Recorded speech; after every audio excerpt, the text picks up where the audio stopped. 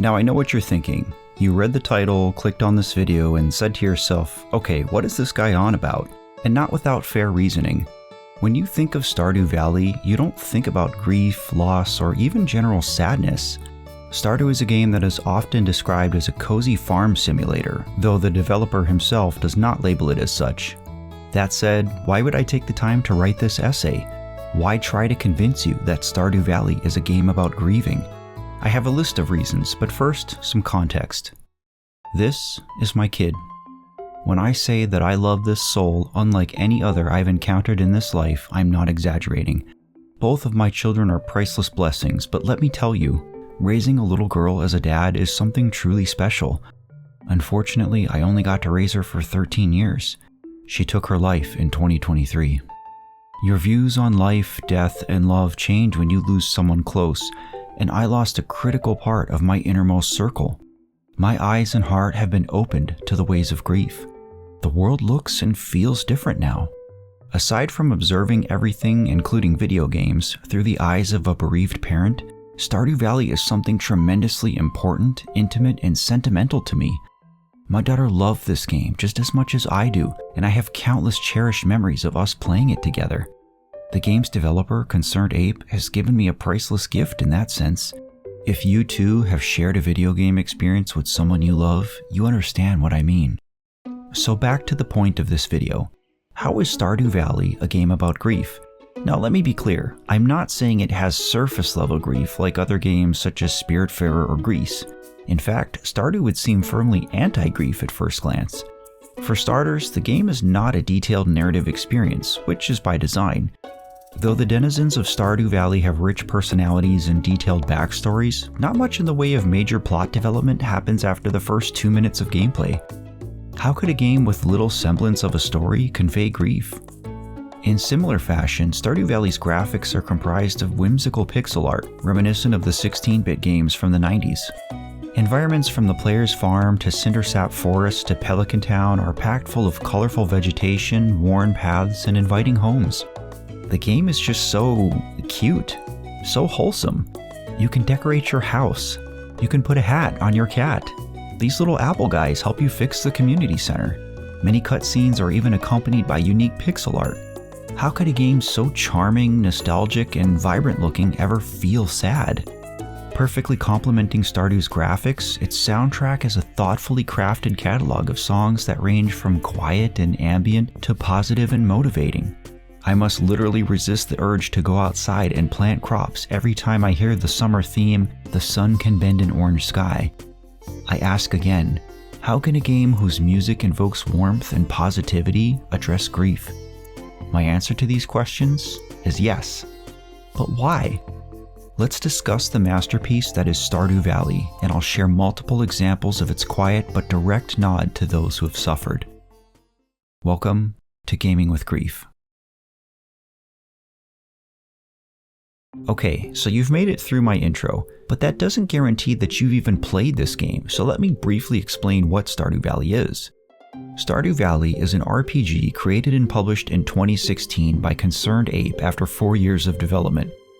Inspired by games like Harvest Moon for the Super Nintendo and the subsequent Story of Seasons series, the game is experienced through the life of a person who leaves their white-collar job at a major corporation to start a new life after inheriting a farm. Though farming is considered by many to be the cornerstone of its experience, the game offers players far more than just growing parsnips. There is also gathering, crafting, mining, fishing, fighting, exploring, socializing, and several minigames. This expansive list of gameplay mechanics has been a boon to the game's popularity. Stardew Valley has sold 41 million copies as of the writing of this video. It's also the type of game that can be played in any way that you like. So where does grief fit in? In a 2025 interview on the podcast Tiger Belly, the game's creator, Eric Barone, briefly discussed Stardew Valley's fan-given label as a, quote, mental health game. I mean, the thing is, like, when I made Stardew Valley, I wasn't ever thinking, I'm making a therapy game. I was just making a game that I thought would be fun, and then it just happened to have this special effect. And a lot of people have said this to me. I think it's great.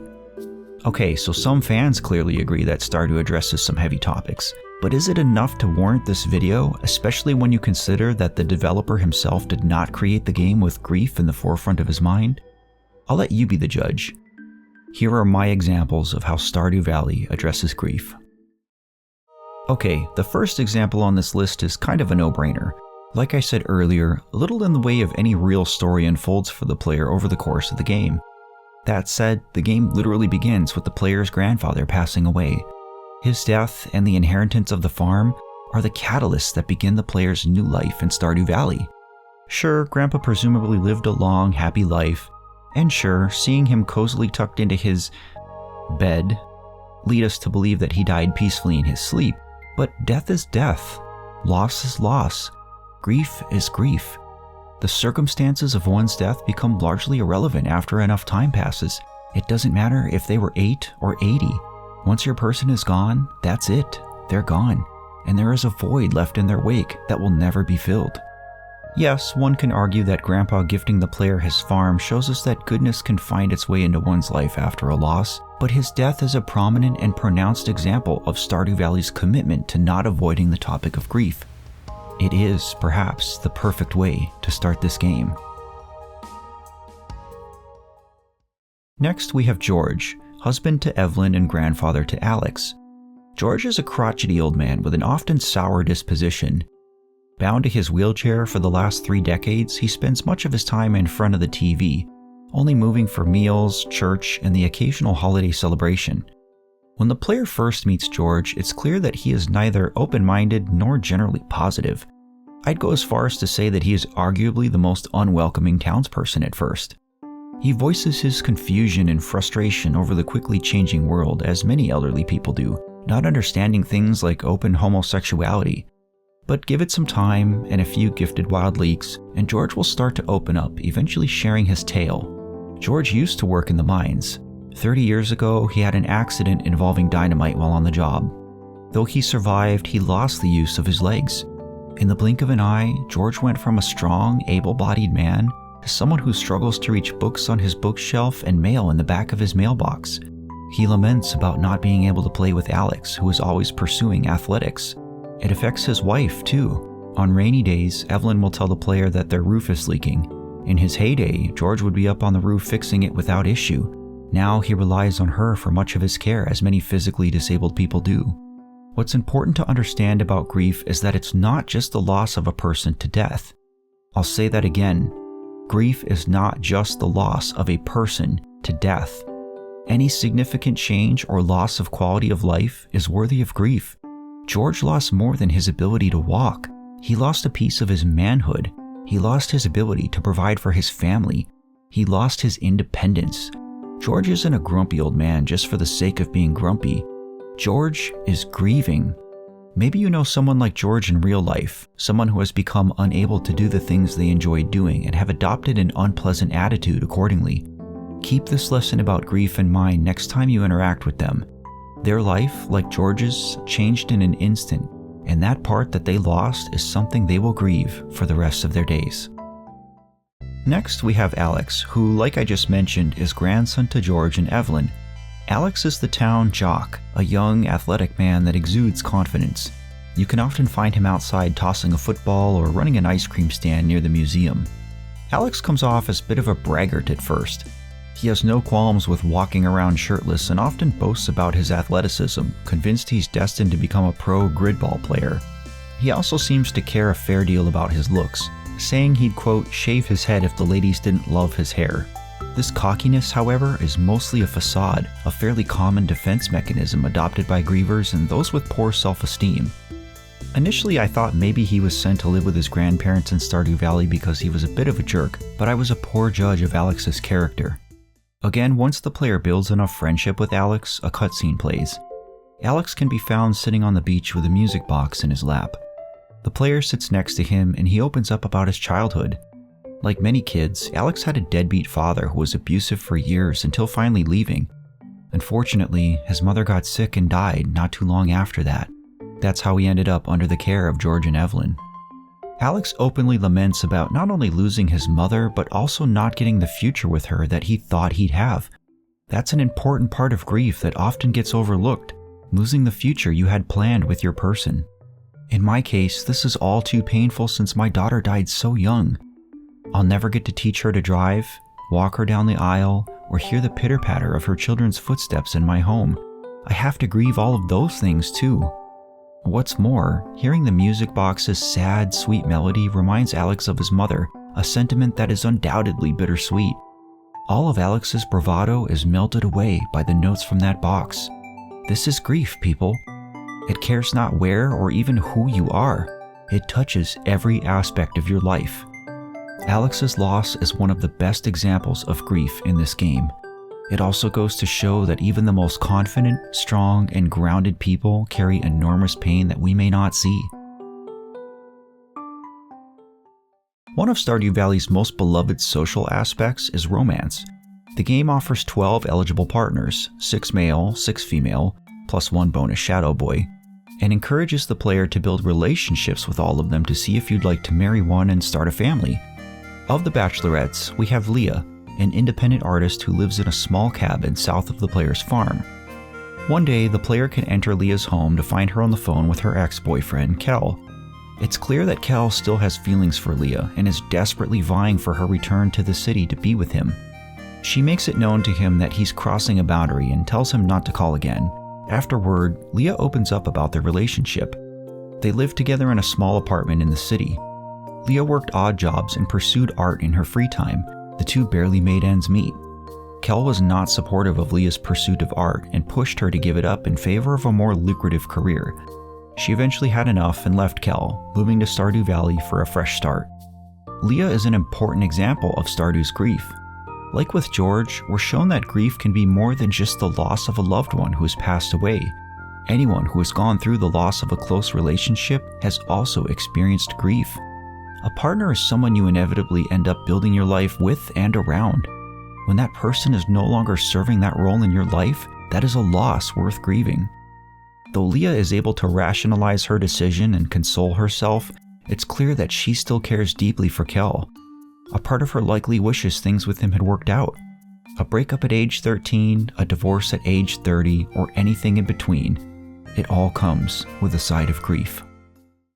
I know I keep pushing the boundary of how grief is defined, but the next two examples are pretty important. I feel it's pertinent to highlight Stardew Valley's demonstration of grief-adjacent issues as well. Enter Kent and family, his wife Jody, and 2 sons, Sam and Vincent. Kent is a unique character in that the player does not even meet him until the beginning of year 2. He's a veteran of the military and spends the player's first year in Stardew serving overseas. I have to pause and admit that as a fellow veteran, I have a soft spot for Kent. I did 3 tours overseas during my time on active duty, and all that time away was not only hard on me, but on my family as well, especially my kids. I still grieve all that time I missed, especially now that I get no more time with my daughter in this life. Jody is sort of the classic military wife, strong, independent, and caring. She's the anchor of the household and the glue that holds everyone together despite being without her partner much of the time. I admire that about her. That admiration is extended to Sam as well. Sam is often forced to serve as the man of the house when Kent is away, a responsibility that he willingly accepts. In one scene, the player can find Sam at the beach watching over his little brother as he plays in the sand. Vincent approaches him and asks if Kent is ever coming home. Sam assures him that their dad will be home as soon as he can, but Vincent presses the issue, saying that he heard adults talking about other people getting killed in the line of duty. Sam again consoles the child, though it's clear that he does not fully believe his own words. It's heartbreaking for me to wonder if my own 2 children had a similar conversation when I was away. Like many veterans, Kent struggles to acclimate to civilian life upon his return. He spends much of his time alone by the river, presumably lost in thought, watching as the water flows by. Normally mundane things like making popcorn have become terrible triggers of his PTSD, another burden of Kent's that I understand all too well. The war has changed Kent. The old version of Kent's life and his family's entire dynamic is gone. That too is grief. Following the same vein, not 1 but 2 of Pelican Town's residents struggle with substance abuse. I'll start with Shane. Shane is the nephew of Marnie, a friendly woman who sells the player livestock and related equipment. Suffering from depression and alcoholism, Shane has moved in with Marnie and his goddaughter Jas. Like George, Shane is rude when the player first meets him. He spends much of his time alone, stocking shelves at Joja Mart or drinking at the saloon. Though no real root cause of Shane's issue is ever conveyed to the player, it's clear that he suffers from a severe lack of self-worth. He does a poor job of caring for himself, and his episodic drinking has terrible consequences on his family, including Jas. Shane eventually reaches rock bottom when the player finds him passed out in the forest near the cliff. Drunk and incoherent, Shane battles his demons and even considers ending his life. With the player's intervention, he decides to go seek help instead. He eventually gives up drinking and attends therapy. I'll say this right now, not all stories end up like Shane's. Take it from me. If any part of you is thinking about hurting yourself, stop this video and go get help. Please, this is your sign. Shane isn't the only Valley resident with a drinking problem. There's also Pam, another regular at the saloon that works as a bus driver. Pam is mother to Penny, a young woman who likes reading and works as a teacher. Whereas Shane's hatred is directed at himself, Pam's is directed outward. Penny lets us know that her father left when she was young. This broke Pam's heart and drove her to drink. I told you, the loss of a relationship is grief too. Like with Shane's family, Pam's alcoholism does not just affect her. Penny is often forced to be the adult of the house and struggles to keep it clean and cared for. What's more, Pam does not have the support that Shane gets from his Aunt Marnie, so her and Penny are the only people in Stardew that live in a trailer as opposed to a real house. It's especially heartbreaking to me as Penny is just so sweet. Bless ConcernedApe for giving us the option to build the two of them a proper home. This also helps Pam turn a corner with her life. If you know someone who is struggling with addiction, please set your judgment aside. Until you've gone through it yourself, you don't really know what someone else is going through. Extend your hand to help if you can, but close your mouth if you seek to judge them. Sometimes we all just need a bit of help in life. I would be remiss if I didn't talk about Leo in this video. Added in the 1.5 update of the game, Leo is a young boy who lives on the tropical Ginger Island. This late game area is only accessible to the player once they've completed the community center or all the Joja bundles. Leo's tale is perhaps the most tragic of all I've covered in this video. Though he is a very young boy, he seemingly has no family. No parents or siblings live with him on the island. In fact, the other few adults that can be found on Ginger Island, Birdie, Professor Snail, and a handful of pirates, don't even seem to be aware of the wild boy's presence. When the player first meets Leo, he flees to his shelter in the jungle. He seems somewhat feral at first, squawking like a parrot when approached. After finding some golden walnuts and befriending his avian companion, Leo curiously approaches the player. Just like all the other characters in this game, we learn more about Leo as we build a relationship through talking and gift giving. Leo cryptically tells us that his parents were swallowed by the sea and that he somehow survived where he fell under the care of the island's parrots.